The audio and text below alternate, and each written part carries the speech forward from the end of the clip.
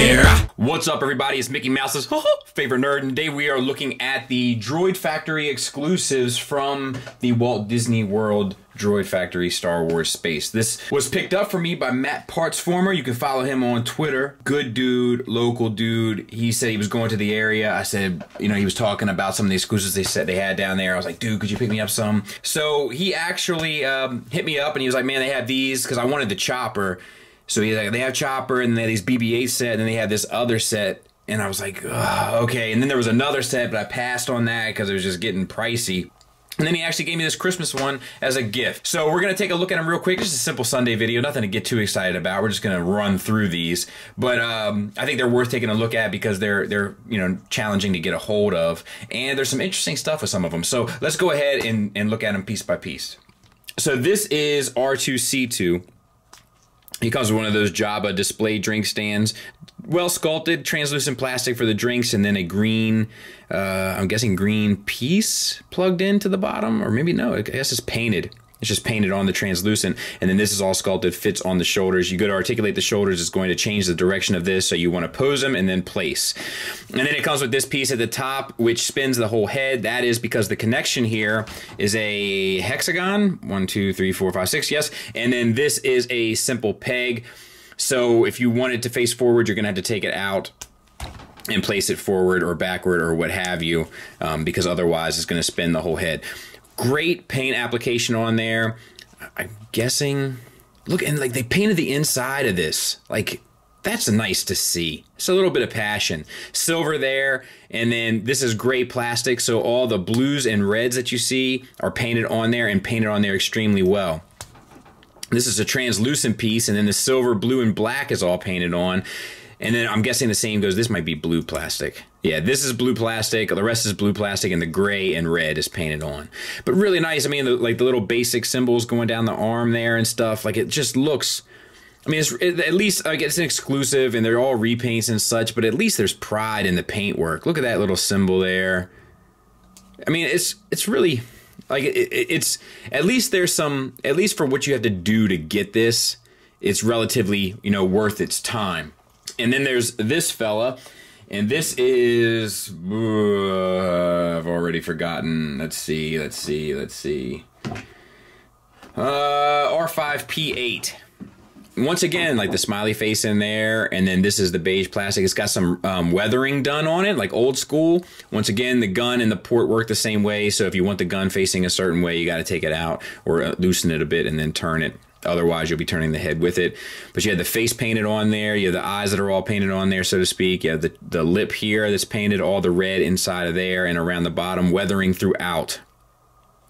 You know, we barely see weathering on 3 3/4, you know, human figures anymore, let alone droids. So, I mean, it's really, it's nice to see the passion in this set.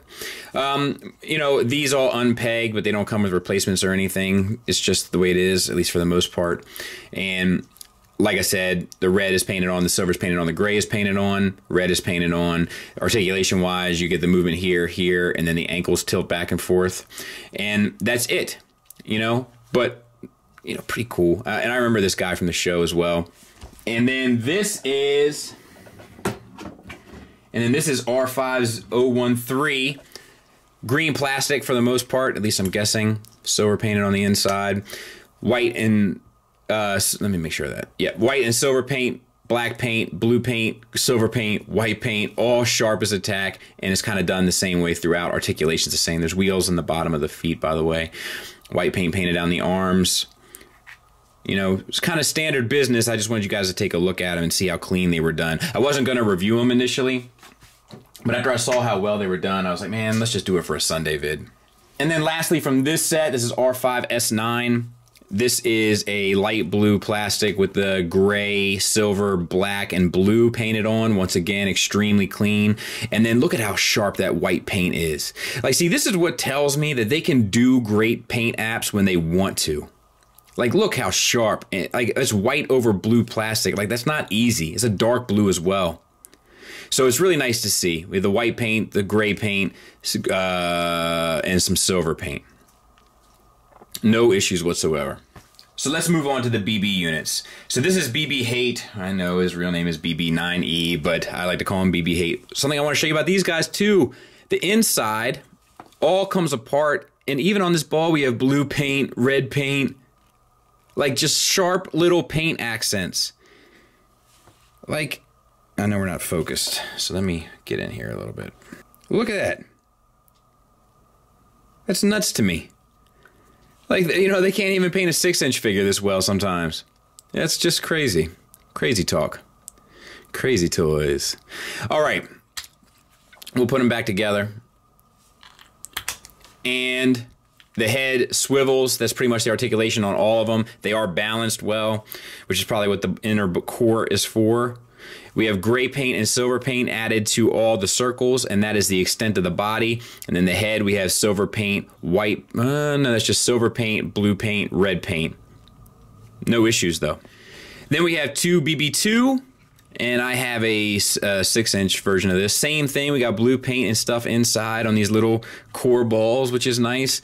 And then we have the, like it's like a green almost paint, white paint, and red paint for the little details works well. Head still swivels, blue paint and white paint added to the black plastic here. I mean, look, I know it's not much, but for what it is, they gave a crap. And then we have BB4, beige paint added and white paint added to the top. Spins here. Once again, we have nice paint apps inside. Look at all that copper paint and red paint. Like there's more paint on this inner core that will never see the light of day than is on most of their Legends and Black series.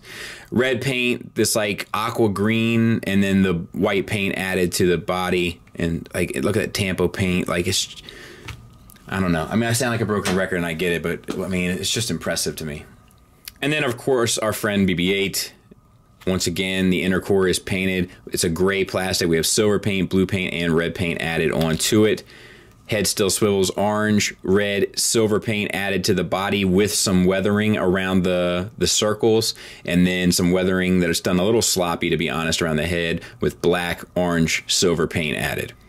Then we have our friend Chopper. He was packaged separately. The arms articulate at 2 hinges on the side of his head and swivel here. The legs swivel back and forth. This piece is a tight little fit, but it unplugs and it actually comes with a replacement piece. So you can put the little plunger into the bottom there. And he comes with an extra leg. So if you want the original legs or his new leg on there, you know, from Rebels, you can kind of do that. So yeah, no issues in terms of it. Like you get at least a fair bang for your buck and tons of paint. So the head swivels. We got this, which is a different piece of plastic that's probably pegged in. The yellow is painted on and painted extremely well, especially for yellow. The gray is painted on. These are all gray here. And then we have a little paint mishap there, but not a big deal. The olive green here, the olive green there is a different shade. And then we have gray paint, green paint, yellow paint. This arm, I would imagine, articulates. Let me double check that.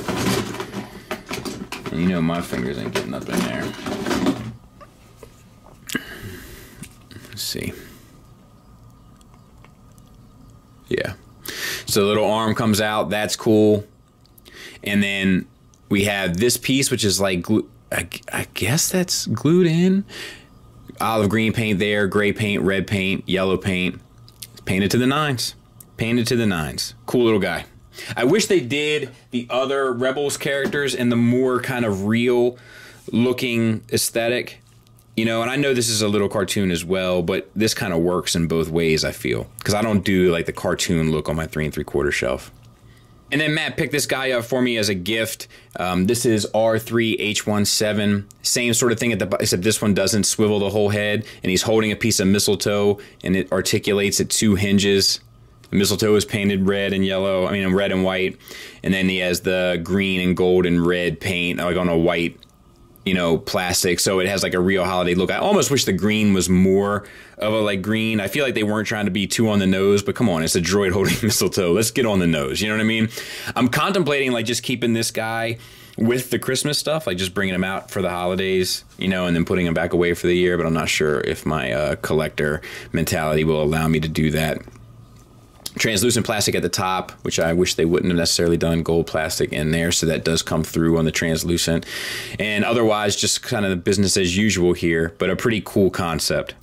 Final thoughts wise, they're nice little sets. I mean, they're a little expensive. I think like I just bought the 2 sets in Chopper, and that was like 62 bucks, I think. So, you know, you're spending money, but you're getting a better product than what you're used to. So if you're a Star Wars fan, Rebels fan, droid collector, etc., I definitely recommend them. Otherwise, I mean, they're background droids that you won't necessarily want for your collection, and it is I would say, look, I would say this. If you're not a hardcore Star Wars 3 3/4 collector, I would recommend these if you go to Disney World and you're enjoying your vacation, you want to bring back a souvenir to remember that trip. I think it'll definitely be worth it. To have somebody pick it up, luckily I had a friend that was down there that picked it up, but to have somebody pick it up and then pay, you know, I wouldn't say scalper prices, but, you know, somebody else had to pay to go to the park and all that. Like, there's logistics involved in that you have to pay for as a consumer.